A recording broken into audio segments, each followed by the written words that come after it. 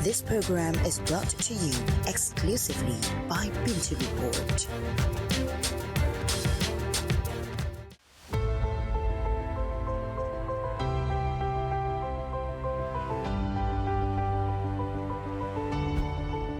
AI, write me a script for decimal point.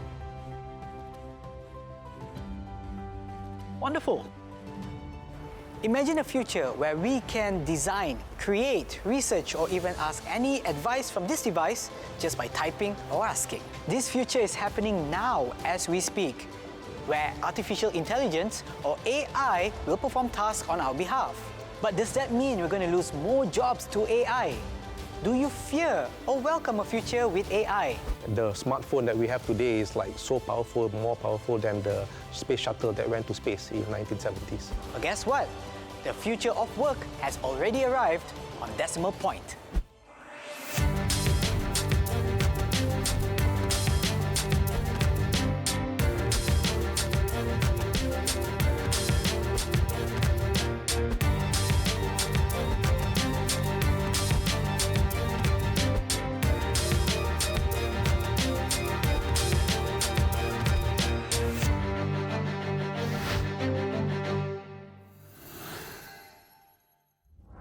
According to the World Economic Forum, AI will most likely take away 85 million jobs globally by 2025.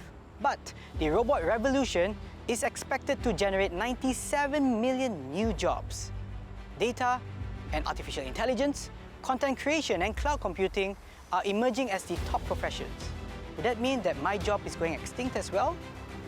Digital Economy Blueprint 2030. Sarawak uses AI to revolutionize healthcare and agriculture, optimizing crop yields and resource management. We are standing at the brink of a technological revolution. The fourth industrial revolution, or Industry 4.0, which evolved from the third industrial revolution, which began in the 1960s, uses electronics and IT to automate production. But now in this era of Industry 4.0, which is evolving at a rapid pace, faster than anything that humankind have ever experienced before. But now, facing the future, are we clocking out for AI?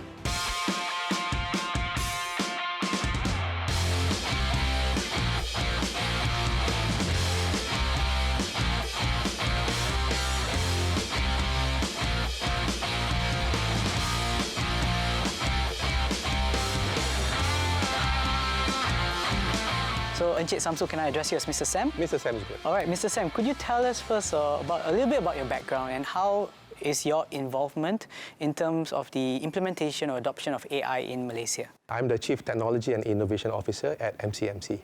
MCMC is a commission that takes care of a few acts of government: Communication and Multimedia Act, Postal and Courier Act, Digital Broadcasting and Digital Signature. Why I'm saying this is because those acts takes care of industries like communication industry, postal and courier, and AI is something new that's happening in all these industries. Like it or not, somebody is going to start using AI, whether you are an end user buying an e-commerce product or you are Telecom Malaysia trying to put AI in the smartphone. So MCMC is responsible to make sure that the industry is safe. We have enough safeguards to make sure that people don't get cheated. But of course, it doesn't stifle innovation. Investors are coming in because they feel confident in the ecosystem. So MCMC is an agency under the Communication Ministry. Can you tell us the difference between generative AI and the whole picture of artificial intelligence itself? So AI is not new. It's been there since 1965. On paper, it's been researched by many parties. But why today AI is prevalent amongst us is because computational power has become very capable. The smartphone that we have today is so powerful, more powerful than the space shuttle that went to space in 1970s. So AI is now in our hands. And so artificial intelligence really means that a computer can perform interaction as if it is another form of intelligence. So there are many types of AI. Before generative AI came into the picture, I think about October 2 years ago. Before that, AI had some segments. They call it deep learning, machine learning, computer vision, and they basically are part of components. Either they are expert systems that based on rules. If this happens, then do this. It's either that, or the other one is systems that are based on data. They machine learn. More data that you feed, it will understand more. And then these days, there's all this neural network, where it's based on, like our brain, where it's all connected neurals. So therefore, there's a whole decision tree that basically decides on how things can be done. So generative AI sits on top of all this. Wonderful. But if let's say I'm just anyone down the street, how would you explain Gen AI to someone like me? Gen AI is a shorter name for generative AI. Okay. So it means that it can produce contents based on prompt engineering. So someone needs to just ask the Gen AI certain questions in a certain way. Like, for example, create me a poster that has got a picture of a cat and my face at the park. So then Gen AI can create one image, like a poster, and all that you have asked for. So it can produce contents like photos, videos, and of course text. Bear in mind, what we have understood so far is that when you ask the same question again, it will produce a slightly different answer. Oh. It's never the same. And how will AI impact the traditional work environment? So AI in general is capability of a computer to perform tasks. So all humans, we perform tasks. But some tasks are robotic, laborious tasks, meaning we do it repetitively. Yes. If possible, we don't want to do repetitive tasks. So we would like those tasks to be taken over by something else so that we humans can do human stuff. So these are the perfect candidates for AI to take over the repetitive tasks. What kind of skills that will be more valuable when it comes to AI in the near future, or at least now? So I would say this is the most exciting space, because it's about forecasting. What sort of skills should we tell our kids to have? And here's where maybe what I'm going to say is a bit different, because the normal answer is, yes, we need to have all the modern STEM skills, science, technology, engineering, and maths. Things like physics and maths, and you must learn about data science. I think that's all needed, yes, but there's also this new thinking that's coming along, where the other skills are on creativity, on empathy, justice, philosophy, psychology, the human ethical part.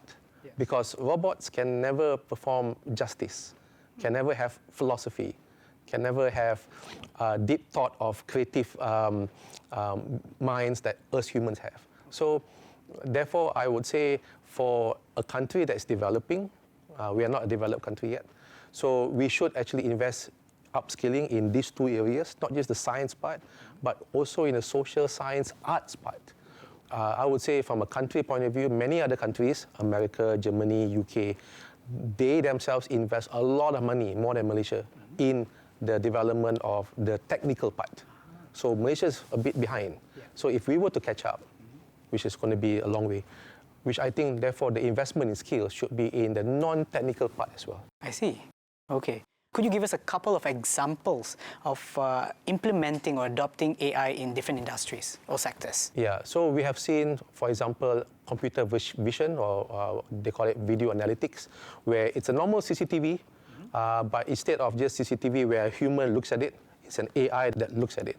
So example I've seen for plantation, for palm oil, durian, fruits, where CCTV is taking photos of fruits, and AI can say this is a grade A, grade B, or grade C. Oh. Yeah. So on the conveyor belt, quality control is being assessed by AI. So the good products go to different boxes, because the AI is trying to compare how does A look like, how does B look like, and this fruit this looks like A, goes in the A bucket. Okay. That one B bucket. So that's one example. We've seen in Germany, for example, many AI is built into robots that perform car assemblies. So on the car manufacturing, you see less human, but more robotic arms, based on rules to do car assembly. We also see, in our homes, consumer products, in Apple phones, in conversational AI, Siri and Alexa, in our homes where our robot can now perform cleaning, like I mentioned earlier. More TVs these days, smart AI TVs. So there's a lot of industry which I feel none is being spared. Every one of them will have an AI somehow. And I feel where AI cannot play or will not play is where humans expect another human to give service. For example, health, medical. You want to see a doctor, you want to see a human doctor, not a robot doctor. That's true. Yeah. So when a human expects another human, then that's where AI may not be so much there. The buzzword today is AI. It is powerful to streamline time-consuming processes and enhance workflow for the ideally calculated outcome. The possibilities are endless, and the opportunities for innovation are boundless.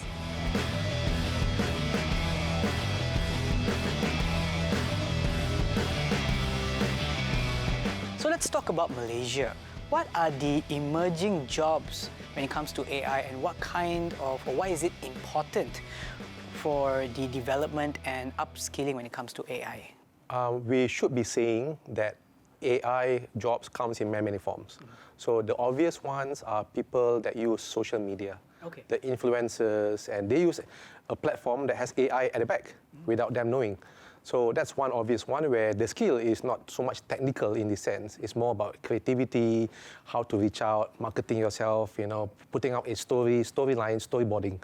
That's one part.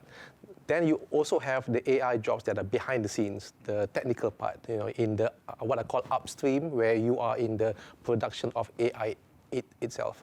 So in that one, we'll see jobs like AI engineer, AI ethics, AI governance, more perhaps also in the space of data governance, data security, data privacy, cyber security as well. These are all in the upstream, behind the scenes.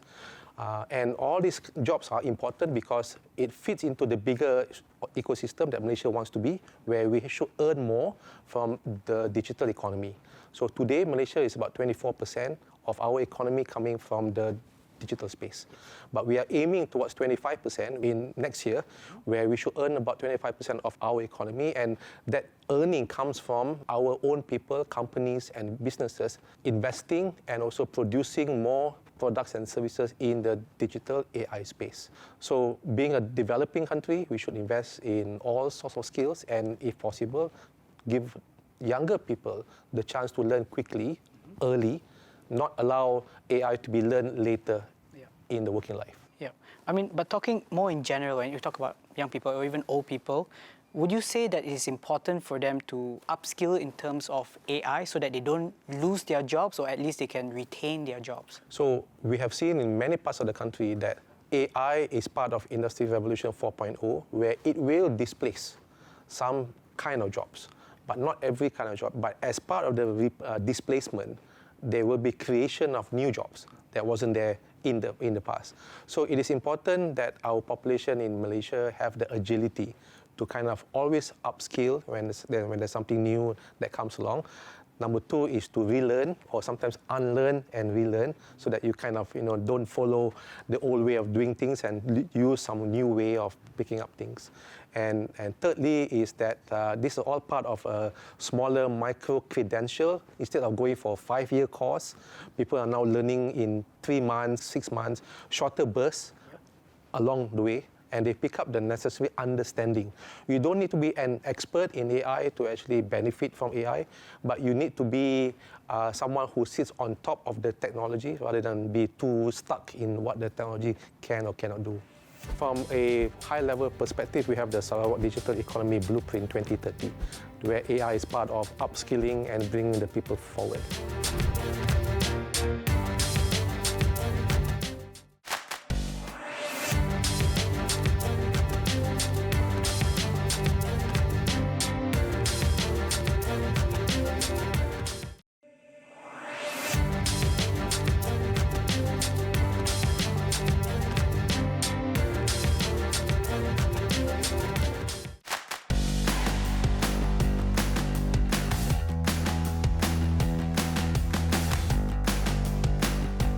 Highly skilled humans, engineers and scientists specializing in generative AI are the ones developing and implementing these technologies and are constantly working to make it more efficient. How is AI being implemented in Sarawak's local industries? SAIC will boost local talent, attract global experts, and position Sarawak as a leader in AI technology in Malaysia, inshallah. Expediting AI adoption among Sarawakians.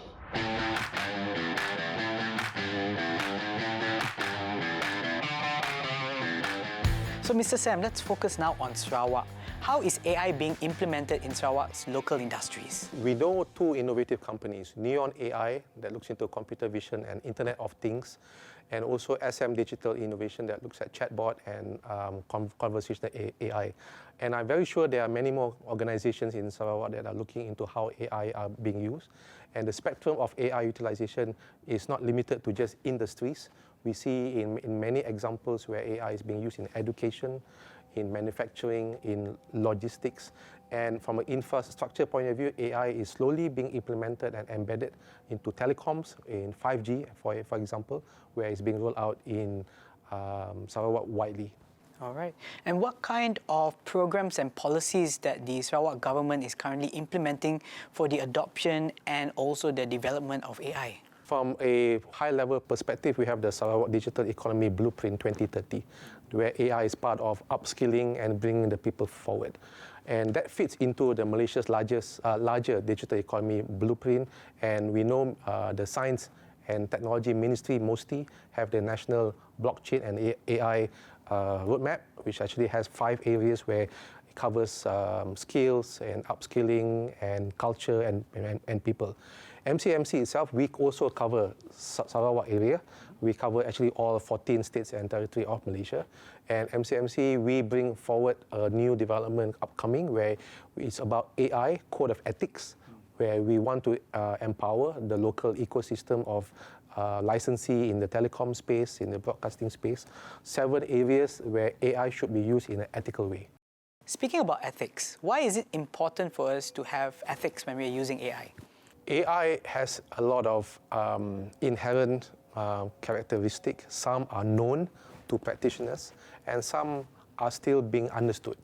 So one of them is called hallucination, where it might provide solutions or answers that seem to be very convincing, but it may not be. So because of that, the industry is seeing the need for guardrails to protect consumers or citizens whenever AI is being applied.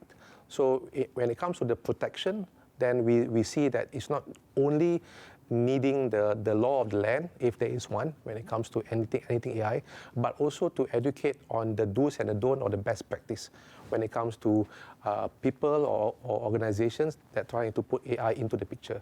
So this comes into 2 forms. One is on the technical part, where AI should have things like data protection, data sovereignty, but also on the other part, on ethics and governance and doing the right thing to protect humans.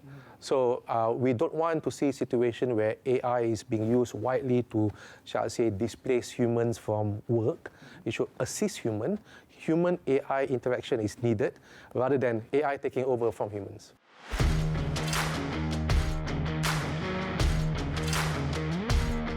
So what are some of the key challenges Sarawak faces in adopting AI technologies?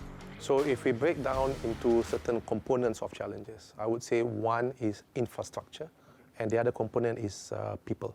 If we talk about infrastructure, behind AI are components like data centers, internet connectivity, energy, and I'm very sure Sarawak has challenges in some of those. Maybe energy, not so much, but in maybe trying to attract more data centers so that they build their camp in Sarawak. That's one area where it can be applied. As more energy is being used and more data centers being used, we also have the topic of carbon and energy offset, which needs to be, I suppose, the government, Sarawak government can look into how to incentivize investors to look into this new age of energy consumption and computational. On the people side, this is where the biggest opportunity lies. It's not just we have big players that comes from overseas that are bringing all the tools, but locally we need more Sarawakians to be invested in values, in community values, in society values that will then mold the AI to be more relevant for Sarawak society. Also, the fundamental technical skills, science, technology, engineering, and math, STEM, you can't run away from having future engineers in AI, future data scientists. But I feel it's two sides of the coin, where one side is the technical technology part, and the other side is the ethics and values part. Yeah. Now that we know what the key challenges are, what would be your recommendations to overcome these challenges when implementing or even adopting AI? Education and forward planning policy.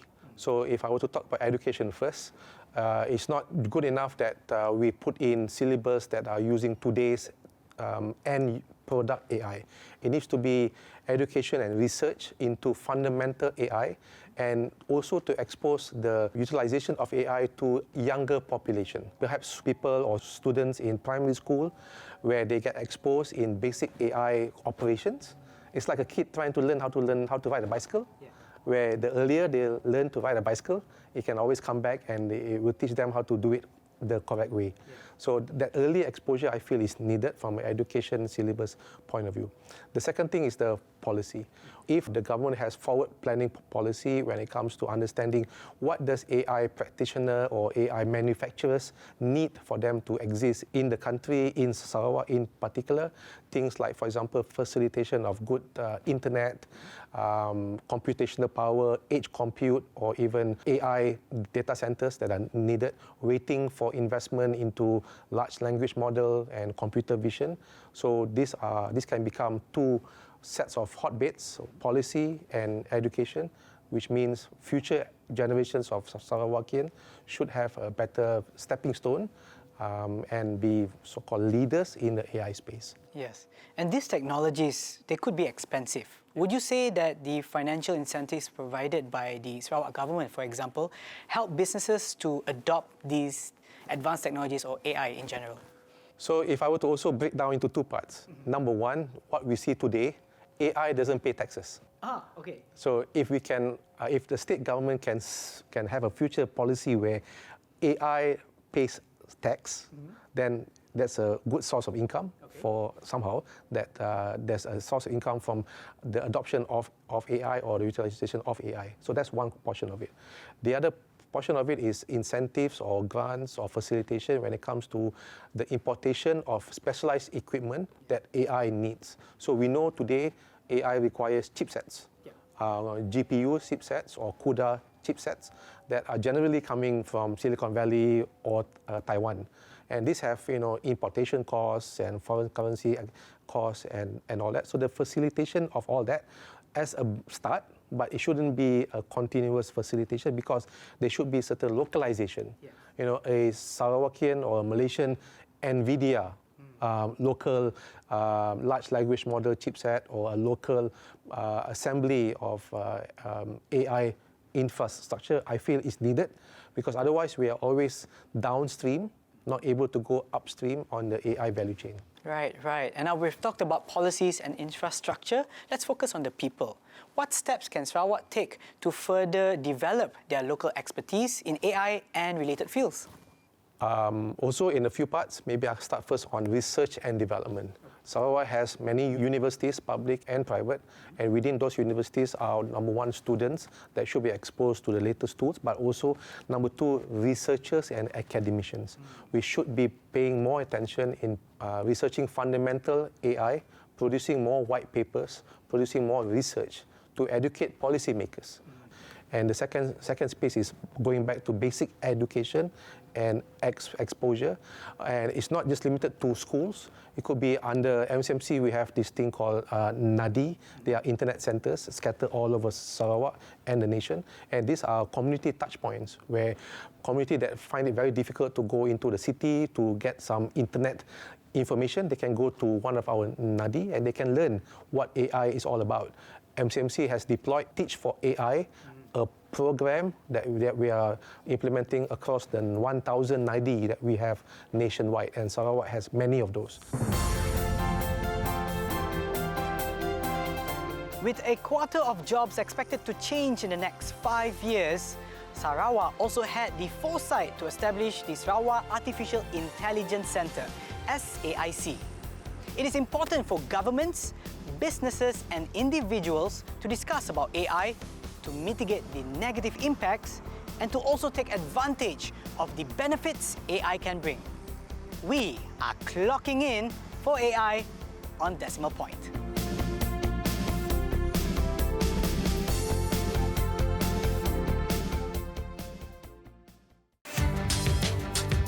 This program is brought to you exclusively by Pintu Report.